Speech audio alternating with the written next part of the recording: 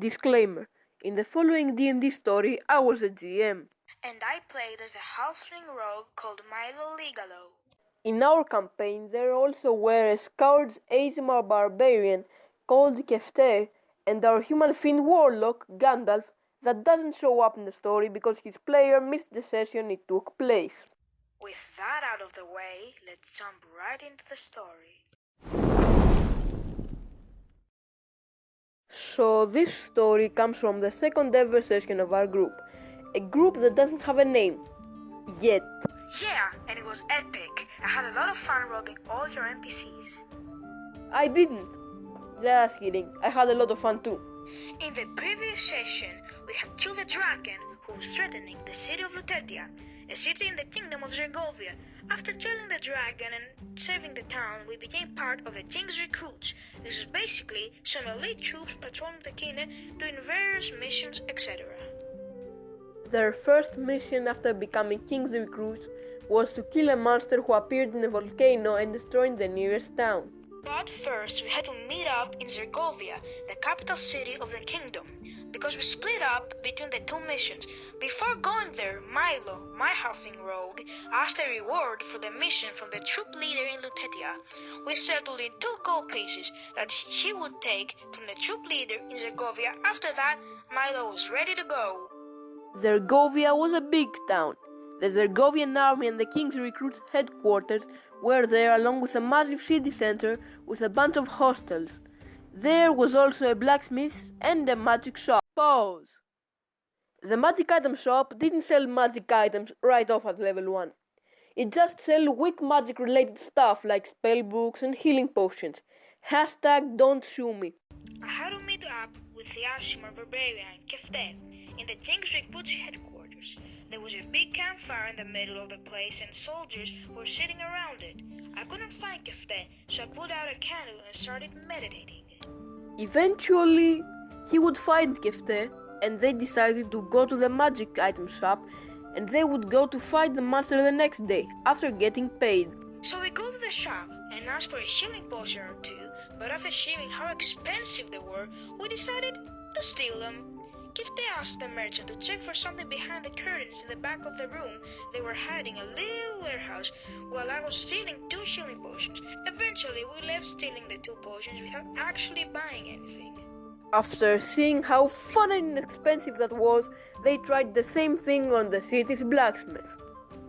We go to the blacksmith shop, where we find that the blacksmith was a grumpy dwarf. Kefte, who was 7 feet tall, asks the 4'6" dwarf to hand him the longsword that was hanging very high up on the wall. The dwarf tells him to do it himself, since he was so tall. They make a deal that Kefte will raise the blacksmith on his shoulders so he can get the sword down and I can steal the goods. The Azimar rolls strength to raise the blacksmith on his shoulders, fails and drops the poor dwarf. The dwarf starts cursing at him, asking him to leave. Kefte apologizes, saying that the dwarf slipped, so the dwarf gives him a second chance and Kefte rolls strength. Natural 1. So he slams the blacksmith's head onto the roof and drops him to the floor. Somehow, he survives both falls. Now, the dwarf was angry. He pulls out a dagger and threatens us to leave, so Kefte punches him in the face, leaving him unconscious. At this point, we should know that Kefte was neutral good. Anyway, we grab all the money and weapons the dwarf had in his store, and as we go out to leave, we realize that an elf was standing out the door the whole time, and he had seen everything. The characters threaten him with a weapon, and the elf raises his hands as he surrenders. They tell him to stay silent and never say what he saw, but he doesn't understand them. The players realize that he was speaking a foreign language that they didn't know. Don't tell anybody what you saw, or you'll be in big trouble. Understand? Quoi? What? Je ne comprends pas. What are you talking about, bozo? So, eventually they give him some money to bribe him, and he seems to understand what's going on. After that, they just go to sleep in a hostel, without stealing anything this time. So, the next morning, very, very early in the morning, we go to get our reward so we can head off to our mission. To do that, Kefte and Milo go to the King's Recruits headquarters in a cabin that a bunch of troop leaders were sleeping to get their reward. The leader they were searching for was sleeping, so they politely wake him up so he can give them their money. The troop leader was stumbling around because he had just woken up and he didn't know what was going on. So we asked him for our payment and he gave us the 2 gold pieces, but then we found out that what if we asked him for more money? He wouldn't realize we were getting more than we settled for. So after rolling like an 18 on persuasion, he gives us like 10 gold pieces and we leave the cabin with filled pockets. But that much money and valuable stuff didn't seem enough to my players. They wanted more. So they go to another cabin full of sleeping soldiers, where the rogue pulls out a piece of paper and pickpockets a sleeping soldier, replacing his money with the paper so he didn't find out too early. So, pickpocketing him. I rolled a 1 on the sleight of hand, which should be fine because Milo is a halfling and he can reroll natural ones, right? Well, that was a problem. I rolled another 1. So I described to my players how he tries to get the coins out of his pocket and then rips his pocket and spills the gold and silver pieces all over the floor.